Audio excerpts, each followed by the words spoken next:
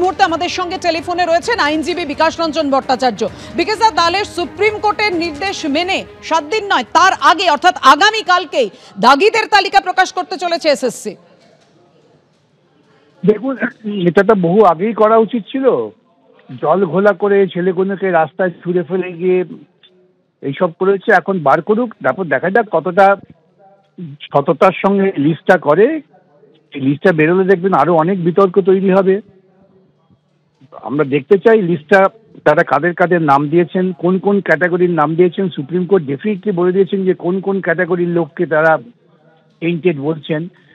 এখন সেটা কতটা ওরা কার্যকরী করে দেখা যাক। ধন্যবাদ বিকাশ দা।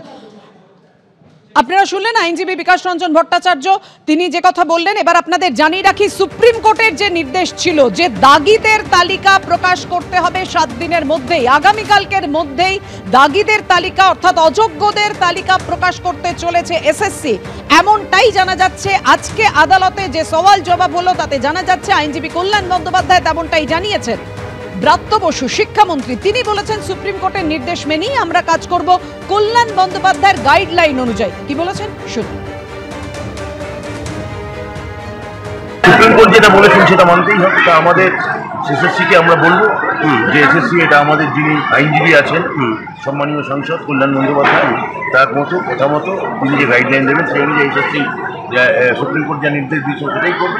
সেটা আমাদের অবশ্যই আমরা আইনি পরামর্শ নিয়ে আমরা কল্যাণদা বলবেন যেটা সেটাই করবো। যে বড় খবরে আমরা নজর রেখেছি, সুপ্রিম কোর্টের নির্দেশ মেনে দাগিদের তালিকা আগামীকালই প্রকাশ করতে চলেছে রাজ্য। আপনাদের জানিয়ে রাখি, দাগি শিক্ষকদের তালিকা দিচ্ছে এসএসসি।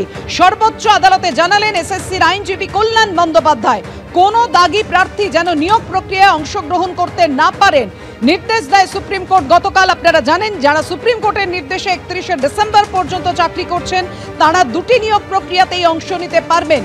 তারা নবম, দশম এবং একাদশ, দ্বাদশ দুটি নিয়োগ প্রক্রিয়াতেই অংশ নিতে পারবেন। আর কেউ যদি ইতিমধ্যেই আবেদনপত্র দাখিল করেন সেক্ষেত্রেও তিনি অযোগ্য বলে বিবেচিত হবেন সওয়াল কমিশনের। সুপ্রিম কোর্টের নির্দেশ মেনে আগামীকালকের মধ্যেই দাগি শিক্ষকদের তালিকা দিচ্ছে, দাগিদের তালিকা দিতে চলেছে এসএসসি।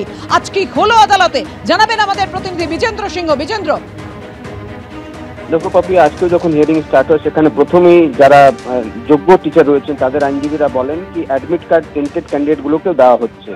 এবং তখন সুপ্রিম কোর্ট বলে যে তারা গতকালই বলেছেন যে 7 দিনের মধ্যে টেন্টেডদের তালিকা প্রকাশ করা হবে এসএসসির ওয়েবসাইটে। সেটা গতকালের তাদের অর্ডার রয়েছে এবং সেটা এসএসসি তরফ থেকে বলা হয়েছিল যে তারা 7 দিনের মধ্যে সেটাকে আপলোড করে দেবেন। এবং তারপরে এই প্রসঙ্গটা বারবার উঠে আসছিল কি কতজন দাগি রয়েছে, এরকম কি কোনো সংখ্যা এসছে। তখন কল্যাণ বন্দ্যোপাধ্যায় জানেন যে সিবিআই যেটা রিপোর্ট দিয়েছিল সেটাতে 1900 লোকের ক্লাস 9, 10, 11, 12 টিচারদের মধ্যে দাগিদের তালিকা ছিল, সেটা তাদের কাছে রয়েছে। এবং তার সঙ্গে অন্য যদি কোনো নাম থাকে সেই তালিকা তারা প্রকাশ করে দেবেন ওয়েবসাইটের মধ্যে। এইটাও প্রশ্ন উঠছিল কি যদি কোনো 2-1 ব্যক্তি বাই এরর তারা অ্যাডমিট কার্ড হয়তো পেয়ে গেছে যারা দাগি, সেক্ষেত্রে তাদের বিরুদ্ধে ব্যবস্থা নেবে এসএসসি। এবং তিনি বলেন কি এখনো তো পরীক্ষা কমপ্লিট হয়নি প্রসেসটা, এখন শুধুমাত্র অ্যাপ্লিকেশন জমা পড়েছে। যেহেতু অনলাইন অ্যাপ্লিকেশন জমা পড়ছিল সেখানে অনলাইন অ্যাপ্লিকেশন করে অনেকে অ্যাডমিট কার্ড ডাউনলোড করে নিয়েছেন। সেক্ষেত্রে 2-1 এরকম দাগি ক্যান্ডিডেট হয়তো তারা এররের মারফত গিয়ে তারা অ্যাডমিট কার্ড নিয়ে নিয়েছেন, কিন্তু তাদেরকেও পরীক্ষা প্রসেস কমপ্লিট করতে দেবে না এসএসসি, সেটা কল্যাণ বন্দ্যোপাধ্যায় আজকে আশ্বস্ত করেন।